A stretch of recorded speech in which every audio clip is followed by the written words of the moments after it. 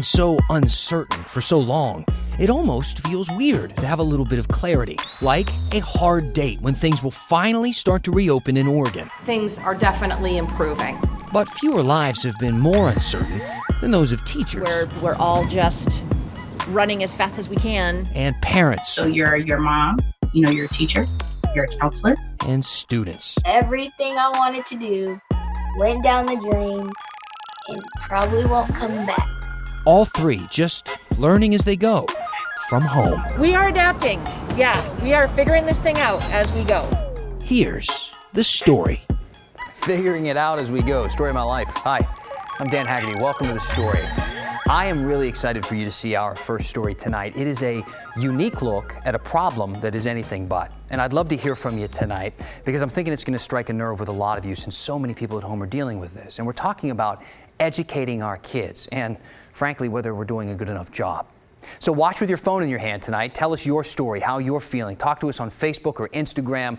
You can email us at thestory@kgw.com or use Twitter and the hashtag HeyDan. Now, if you don't know about our series Inside Woodlawn, it's given us the kind of access to a school that really no other journalists in the state, maybe in the country, have had during this pandemic. I really want you to know how rare it is to get this kind of access to kids and families and teachers, especially now as they're trying to figure out really how to do this, something I'm sure a lot of you can relate to. This is episode 8 of Inside Woodlawn. Here's Kristin Severance.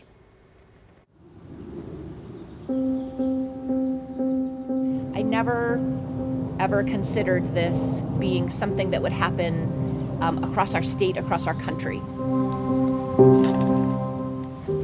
We were at Woodlawn Elementary School on a cloudy Friday in early April as teachers packed up their stuff for the long haul. Trip 1 of 2, where we're all just running as fast as we can to keep up with timelines and make sure our kids' needs are met. The governor hadn't canceled in-person school yet, but it was coming. And everyone felt it. Today's deadline for Monday and having a whole week planned out. What do you want? I don't know what I'm doing right It's now. a lot. The dreary weather matched the mood. Most of the things I'm doing, I've already done 1,000 times. It's been hard for me to find good things to do. It's like a big disaster struck, but you don't know how long it's going to last. Yes.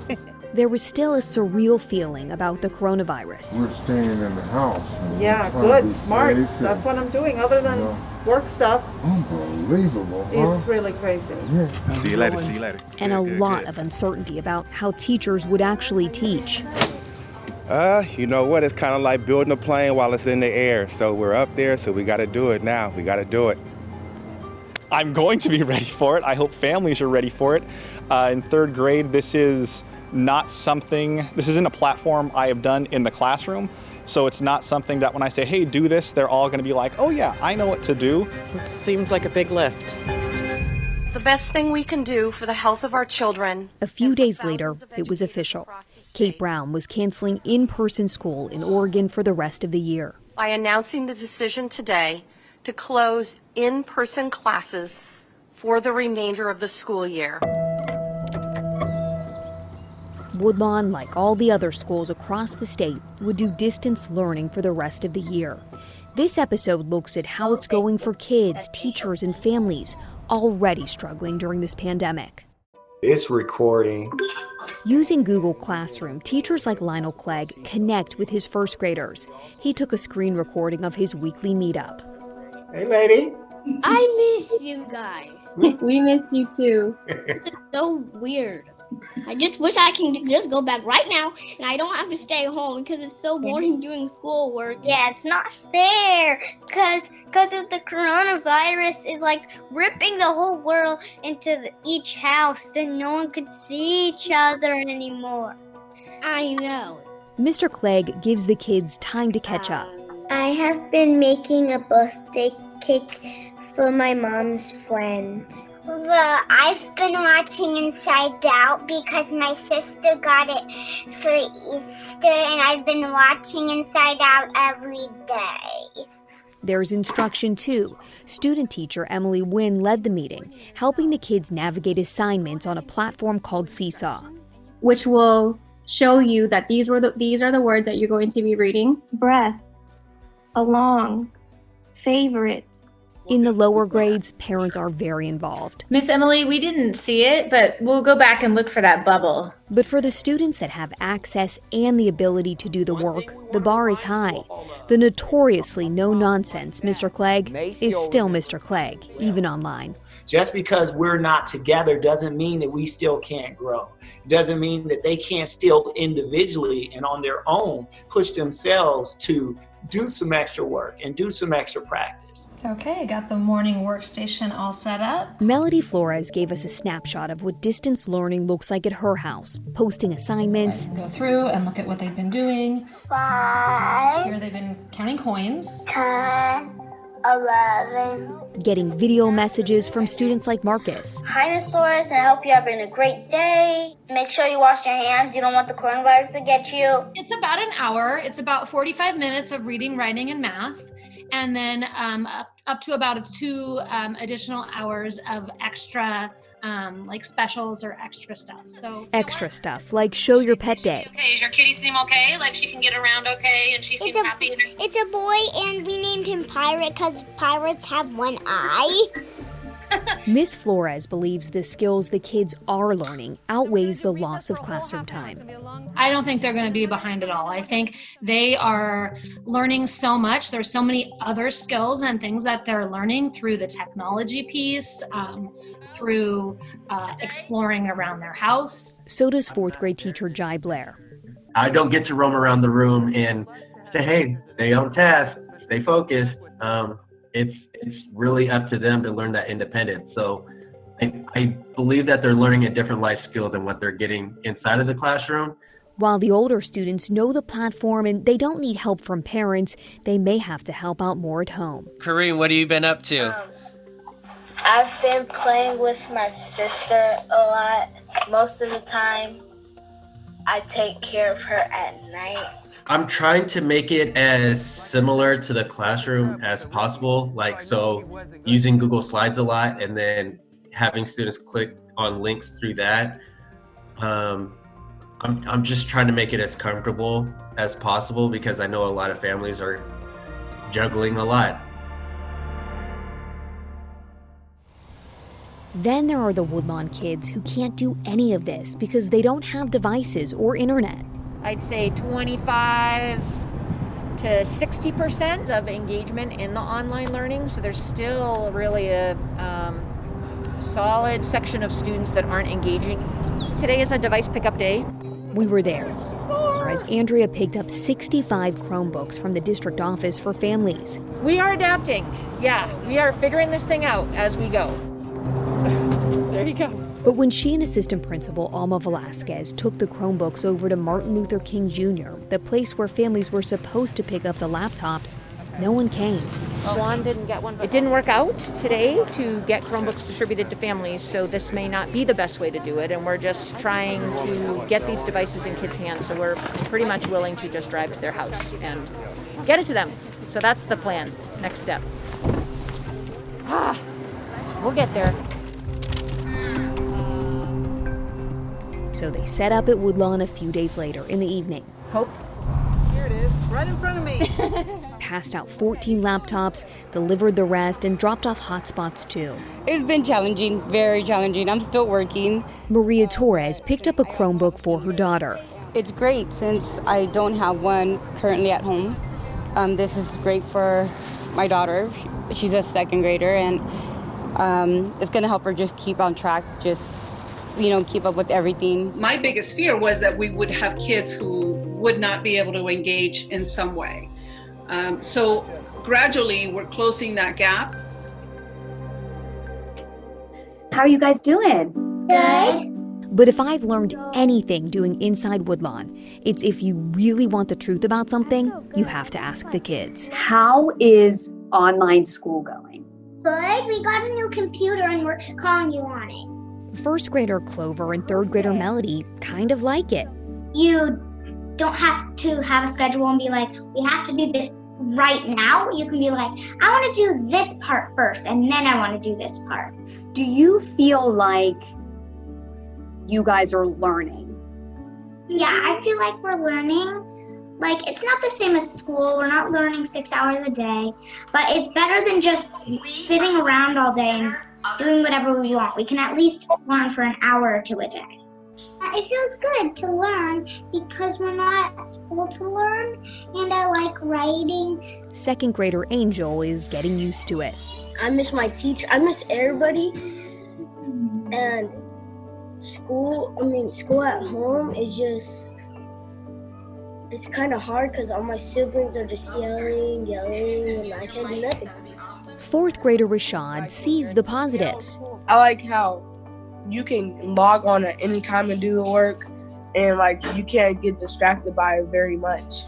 It's like you don't have to like be so like squished in one room. You can even move freely like this, and you don't feel like the need of bullying or anything. Like if you're in a classroom, they'll be easier to bully, but online, then like you have the teacher right there listening to everyone's conversation, so it's not like nobody can get bullied. For fifth grader Cameron, the work part is fine. I just wake up in the morning, go straight downstairs, work on my stuff for an hour or two, take a break, and do it again. She's missing the people. I miss like my teachers a lot. I miss my teachers so much because they're just the people that make me very happy. Even if there's times where I got in trouble and they'd had to help me out. Even just when they're there, it just seems like, well, there's nothing that could go on that would be wrong. Everything would go good when they're there. Tough for Mom Ashley to hear. Especially for Cameron. You know, she's such a social butterfly, and, you know, being in the house like this has been really hard. So you're your mom, you know, you're a teacher, you're a counselor. You're still trying to be an employee at the same time. So it's difficult. And while Cameron is learning, there's no denying she and all the other fifth graders are really missing their last moments as students inside Woodlawn. I'm like, all that stuff went to waste. It was almost like it was like a bucket list that I had planned for all year and all the good things. And it just seems like it just went down the drain.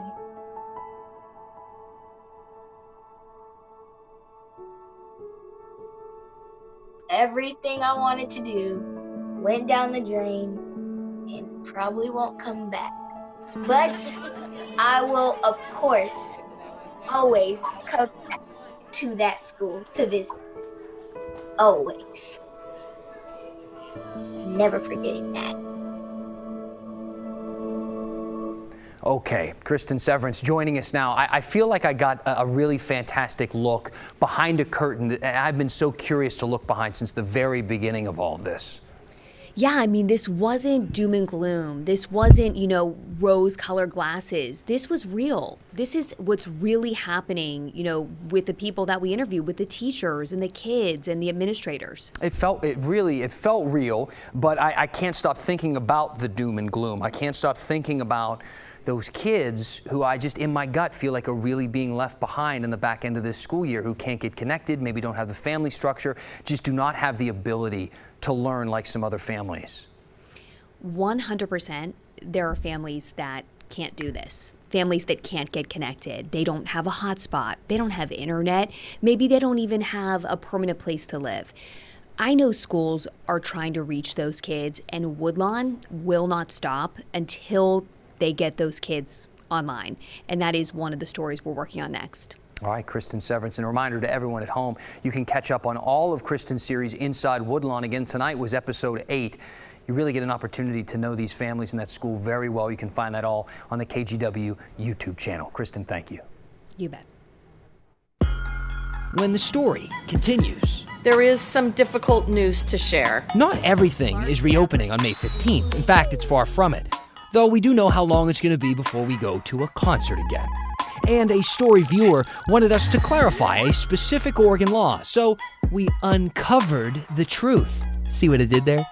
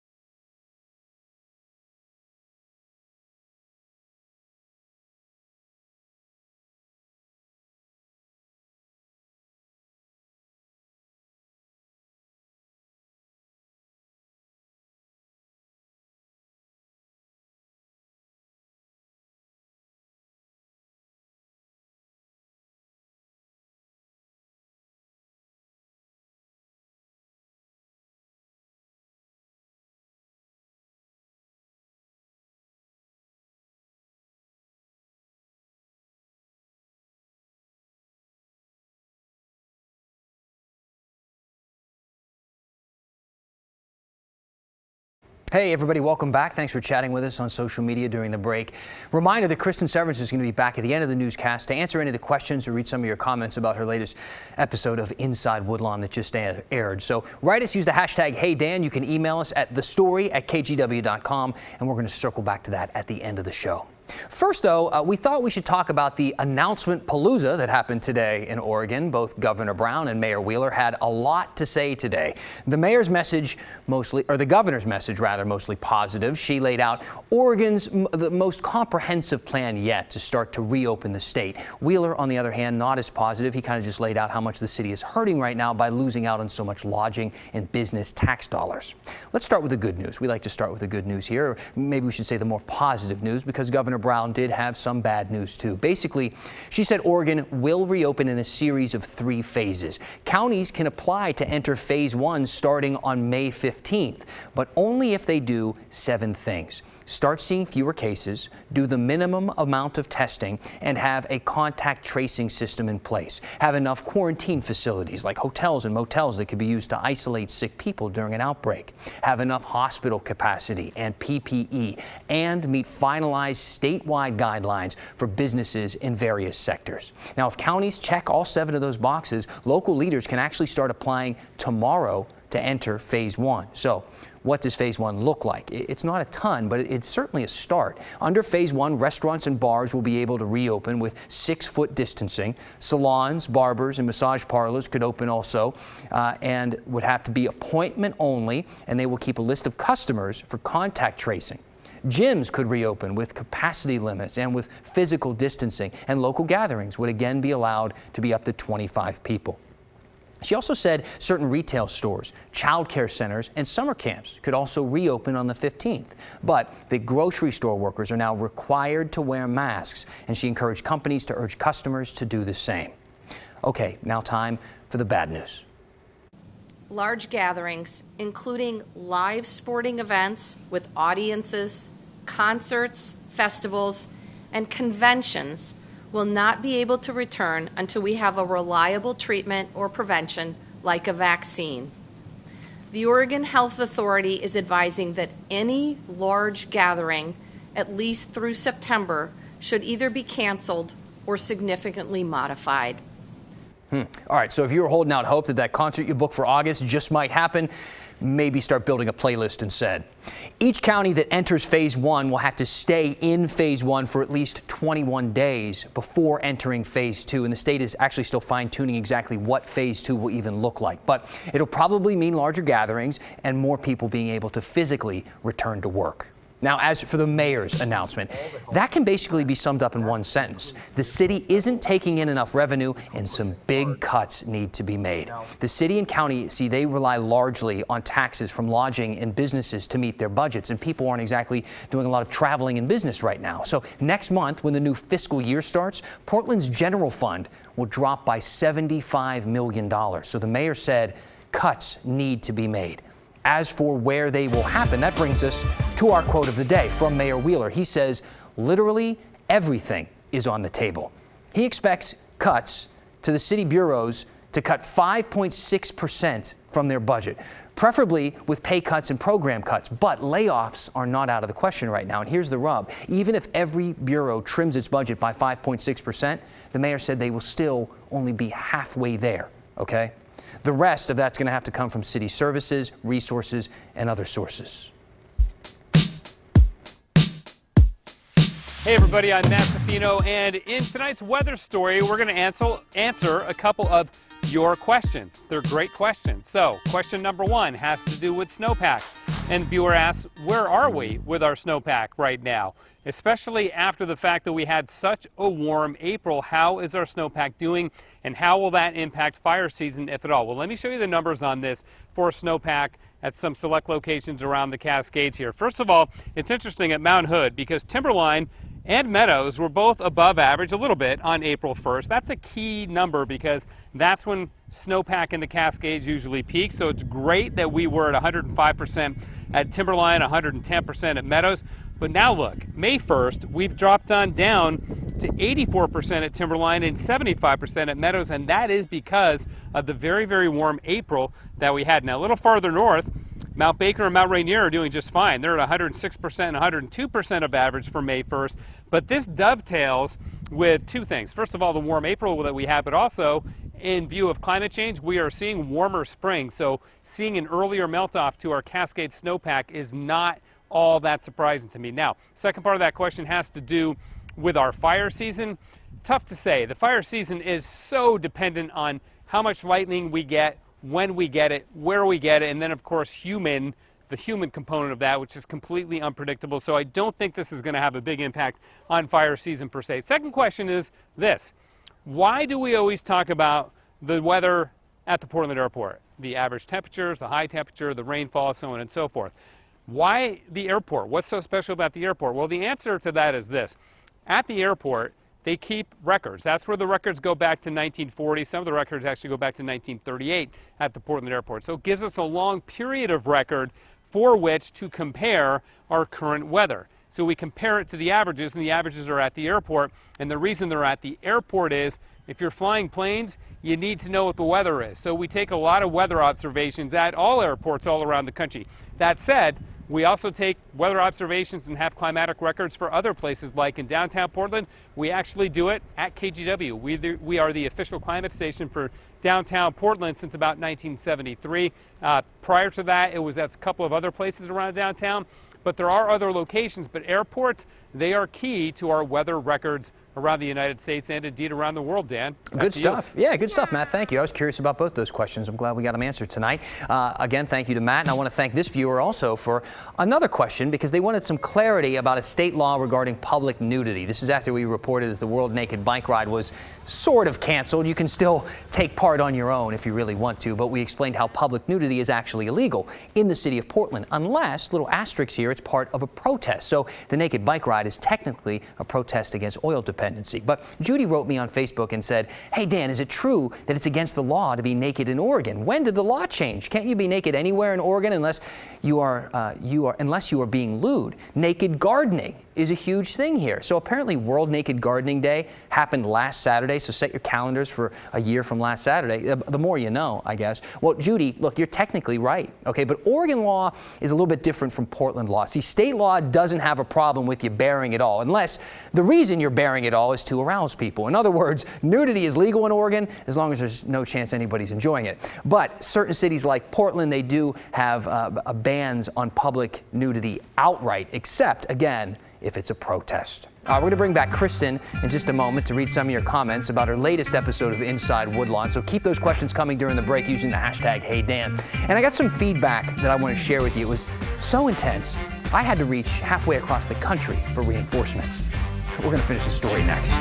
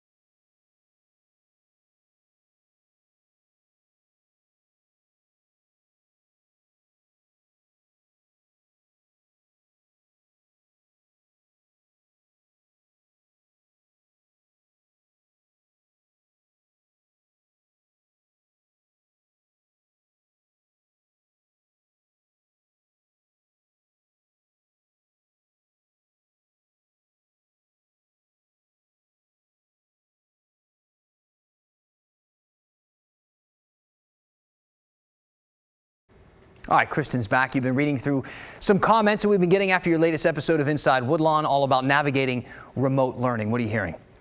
Yes, so this person says, hey, Dan, it's nice that you're showing about the inner runnings of Woodlawn, but as a teacher, I'm tired of hearing about one school from one district. She says, there are a lot of teachers out here working very hard to help our students adjust, to calm their fears, to continue to teach them. Every day is exhausting and so much learning for teachers. I teach English. My students need help. Anyway, there are a lot of us. Don't forget about the rest of us. Signed, Beth from Hillsborough. Beth, yes, we know.